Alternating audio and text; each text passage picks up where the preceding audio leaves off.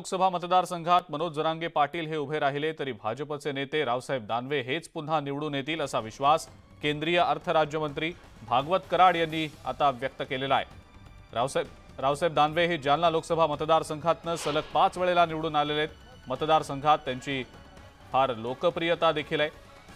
मनोज जरांगे हे उमेदवार असतील तरी सुद्धा रावसाहेब दानवे यांचा विजय निश्चित असल्याचं कराड यांनी म्हटलंय।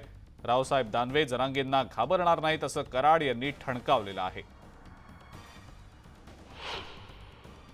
जालन्यामधून भारतीय जनता पार्टीचे खासदार आणि भारतीय जनता पार्टीचे नेते माननीय रावसाहेब पाटील दानवे साहेब तिथून 5 वेळेस निवडून आलेले आहेत। त्यांची लोकप्रियता खूपच चांगली आहे। म्हणून जरांगे पाटील जरी उभा राहिले तरी रावसाहेब पाटलांचा विजय हा पक्का आहे आणि रावसाहेब पाटील त्यांना काही घाबरणारे नाही। राज्याच्या विधिमंडळाच्या अर्थसंकल्पीय अधिवेशनाचा आजचा शेवटचा दिवस आहे आणि अंतिम आठवडा प्रस्ताव सादर करण्यात येणार आहेत। अधिवेशनाच्या शेवटच्या दिवशी मुख्यमंत्री मराठा आरक्षणावर सविस्तर मत व्यक्त करणार आहेत, तर अजित पवार अर्थसंकल्पावर बोलणार असल्याचं समजतंय। कायदा आणि सुव्यवस्थेच्या अनुषंगाने उपमुख्यमंत्री देवेंद्र फडणवीस हे देखील भाषण करणार असल्याची माहिती मिळतेय। अधिक माहिती या संदर्भातली आपण जाणून घेणार आहोत। प्रणाली कापसे आपल्या प्रतिनिधी आपल्या सोबत आहेत सध्या। प्रणाली, आजचा शेवटचा दिवस आहे या अर्थसंकल्पीय अधिवेशनाचा आणि मुख्यमंत्री आणि दोन्ही उपमुख्यमंत्री अनेक महत्त्वाच्या मुद्द्यांवर आपलं मत व्यक्त करणार आहेत आजच्या शेवटच्या दिवशी। प्रणाली, काय सांगता येईल याबद्दल?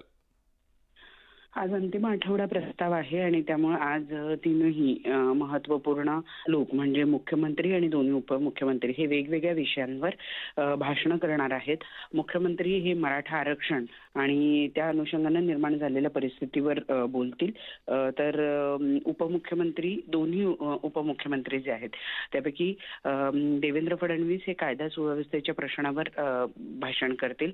कारण आपण पाहिलं की मध्यंतरीच्या काळामध्ये ज्या पद्धतीनं गोळीबार झाला किंवा अनेक ठिकाणी ड्रग्ज सापडत आहेत, तर या पार्श्वभूमीवर विरोधकांनी या अधिवेशनामध्ये कायदा सुव्यवस्थेचा प्रश्न गंभीर झाला आहे आणि या संदर्भामध्ये उपमुख्यमंत्र्यांची भूमिका जी आहे ती नेमकी काय, कशा पद्धतीनं कारवाई सुरू आहे याबाबत मत व्यक्त करण्यास सांगितलेलं होतं। तर त्या अनुषंगानं आज उपमुख्यमंत्री हे भाषण करतील आणि अर्थसंकल्पीय हे अधिवेशन आहे।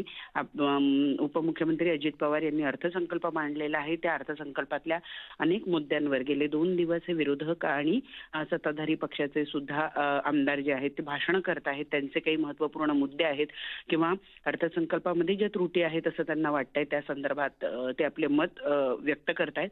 तर या अनुषंगाने जे काही मुद्दे उपस्थित झालेले आहेत त्या मुद्द्यांना उत्तर देण्याचं काम हे उपमुख्यमंत्री अजित पवारांच्या शेवटच्या भाषणातून करतील अशी माहिती मिळते। ठीक आहे प्रणाली, धन्यवाद। सविस्तर माहिती आपण दिली त्याबद्दल। विधान